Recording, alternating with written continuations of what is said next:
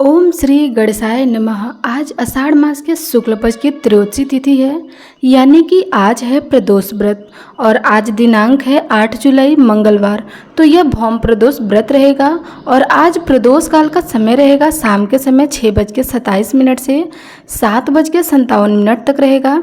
इसी शुभ मुहूर्त में आपको शाम की पूजा करनी है। प्रिय श्रोताओं, आज का दिन केवल तिथि का मेल नहीं, कल्याण का अवसर है।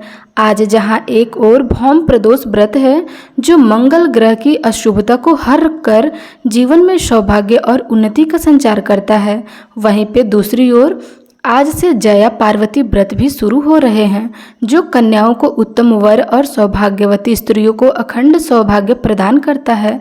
तो आज की इस वीडियो में आपको दोनों ही व्रतों की पावन कथाएं सुनने को मिलेगी। एक भगवान शिव की महिमा से ओतप्रोत और दूसरी माता पार्वती से दृढ़ संकल्प और तपस्या की प्रेरणादायक कथा।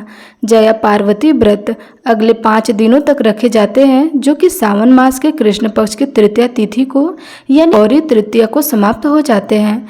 कलयुग में इस भाग दौड़ भरे जीवन में जहां लोगों के पास समय का अभाव है और आचरण में अक्सर अनजाने में ही त्रुटियां हो जाती है, वहाँ इन व्रतों की सच्ची भक्ति और श्रद्धा एक ऐसा सरल मार्ग बन सकती है जो हमें दुखों से मुक्ति दिलाकर मोक्ष के पथ पर आगे बढ़ा सकती है। भगवान शिव की विशेषता यही है कि वे कम पूजा, कम दिखावा, लेकिन सच्चे भाव और आंतरिक समर्पण से ही प्रसन्न हो जाते हैं। इसलिए तो उन्हें आशुतोष कहते हैं। भगवान का हृदय करुणा से भरा है। वे ना रूप देखते हैं ना विधि की कठोरता, बल्कि वे तो सच्चे भाव के भूखे हैं। तो प्रिय श्रोताओंगण, आज हम उन्हीं भोलेनाथ के चरणों में शीश झुकाते हैं, साथ ही जगत जननी माँ पार्वती की भक्ति में लीन होकर दोनों ही पावन कथाओं का श्रवण करने जा रहे हैं। इसलिए कृपया अपने मन को शांत और स्थिर करें। सच्ची भावनाओं के साथ, सच्ची श्रद्धा के साथ इन कथाओं का पुण्य लाभ प्राप्त करें। आइए सबसे पहले गणेश भगवान का नाम लेकर कथाओं का शुभारंभ करते हैं। हे सिद्धि विनायक गणेश जी, आप सभी मंगलों के प्रारंभ करता है। आपके बिना कोई भी शुभ कार्य, कोई भी व्रत, कोई कथा पूर्ण नहीं हो सकती। आप बुद्धि के दाता हैं, विघ्नों को हरने वाले हैं और हर भक्त की मनोकामनाओं को पूर्ण करने वाले हैं। आज हम सब प्रदोष व्रत की पावन कथा यात्रा आरंभ करने जा रहे हैं। तो हम सबसे पहले आपके श्री चरणों में नमन करते हैं। हे गजानन, हमारे मन को एकाग्र करें, बुद्धि को निर्मल करें और इस दिव्य दिन के पुण्य लाभ से हम सभी को वंचित ना होने दे।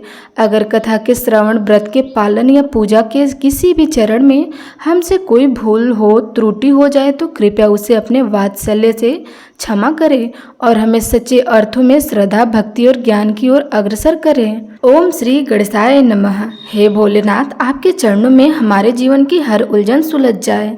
दया की एक दृष्टि से ही हम सबके सारे पाप मिट जाएं। हे पार्वती मैया, आपकी कृपा से घर में सौभाग्य, प्रेम और शांति बनी रहे। आपका आशीर्वाद हर स्त्री को शक्ति और सम्मान दे। हे संकट मोचन हनुमान जी, आपकी भक्ति से हमारा भय, बाधा और भ्रम दूर हो जाए और हमारे जीवन में साहस, बल और विश्वास का दीप जले।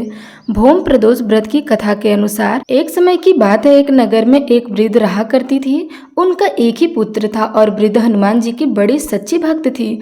हनुमान जी पर उनकी गहरी आस्था थी। हर मंगलवार को नियम पूर्वक व्रत रखकर वह वृद्ध हनुमान जी की आराधना किया करती थी। एक बार हनुमान जी ने अपने उस वृद्ध महिला भक्त की श्रद्धा का परीक्षण करने का विचार किया। तब हनुमान जी एक साधु का वेश धारण करके वृद्ध के घर पर आए और पुकारने लगे, है कोई हनुमान भक्त जो हमारी इच्छा पूर्ण कर सके। आवाज़ उन वृद्ध के कानों में पड़ी। पुकार सुनकर वृद्ध जल्दी से दौड़ी दौड़ी बाहर आई और साधु महाराज को देखा तो उन्हें हाथ जोड़कर प्रणाम करके बोली, आज्ञा दीजिए महाराज। हनुमान वेशधारी साधु बोले, मैं भूखा हूँ, भोजन करूँगा, आप थोड़ी जमीन लिप दो। साधु की बात सुनकर वृद्धा दुविधा में पड़ गई, इसलिए हाथ जोड़कर बोली, महाराज, लिपने और मिट्टी खोदने के अलावा आप कोई दूसरा आज्ञा दीजिए, वह आज्ञा मैं अवश्य पूर्ण करूँगी। तब साधु ने 3 बार वृद्धा से प्रतिज्ञा करवाई और प्रतिज्ञा कराने के बाद कहा, जा तू अपने बेटे को बुला, मैं उसकी पीठ पर आग जलाकर भोजन पकाऊंगा। साधु की बात सुनते ही वृद्धा तो घबरा गई, परंतु वह प्रतिज्ञा कर चुकी थी, इसलिए वह नियमबद्ध थी। अब उसने अपने पुत्र को बुलाया और साधु महाराज को सौंप दिया।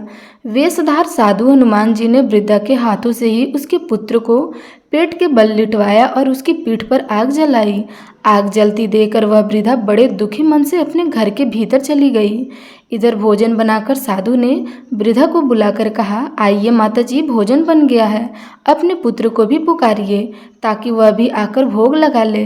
साधु महाराज की यह बात सुनकर दुखी वृद्धा, जो मन ही मन हनुमान जी को याद करती थी, वह कहने लगी कि हे साधु महाराज, मेरे पुत्र का नाम लेकर आप मुझे और कष्ट मत दीजिए।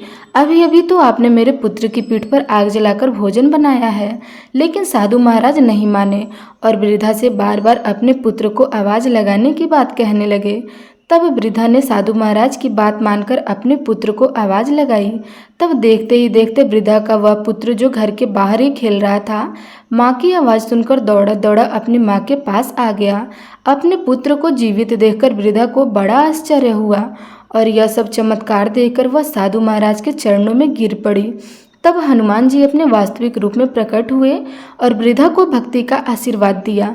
बजरंगबली हनुमान जी की कृपा से वृद्धा को उनका पुत्र वापस मिल गया और वृद्धा के जीवन में जो भी दुख थे वह सब बजरंगबली की कृपा से दूर हो गए। तो प्रेम से बोलिए, बजरंगबली हनुमान जी की जय, भोलेनाथ की जय, माता पार्वती की जय। अब सुनते हैं जया पार्वती की पौराणिक कथा। पौराणिक कथा के अनुसार एक बार किसी समय में कौंडिन्य नगर में वामन नामक एक योग्य ब्राह्मण रहता था। उसकी पत्नी का नाम सत्य था। उनके घर में किसी भी प्रकार की कोई कमी नहीं थी, लेकिन उनके यहाँ संतान न होने के कारण वे बहुत दुखी रहा करते थे। एक बार देवऋषि नारद उनके घर पर पधारे। उन्होंने नारद मुनि की खूब सेवा की और अपनी समस्या का समाधान पूछा। तब नारद जी ने उन्हें बताया कि तुम्हारे नगर के बाहर जो वन है, उसके दक्षिण भाग में बेल वृक्ष के नीचे भगवान शिव माता पार्वती जी के साथ लिंग रूप में विराजमान है। उनकी पूजा करने से तुम्हारी मनोकामनाएं अवश्य ही पूर्ण होंगी। तब ब्राह्मण दंपति ने उस शिवलिंग को ढूंढकर उसकी विधि विधान से पूजा अर्चना की। इस प्रकार पूजा करने का क्रम चलता रहा और 5 वर्ष बीत गए। एक दिन जब वह ब्राह्मण पूजा के लिए फूल तोड़ रहा था, तभी उसे एक सांप ने काट लिया और वह वही जंगल में गिर पड़ा। ब्राह्मण जब बहुत देर तक अपने घर नहीं लौटा तो उसकी पत्नी उसे ढूंढने आई। पति को इस हालत में देखकर वह रोने लगी और उसने वन देवता और माता पार्वती का स्मरण किया।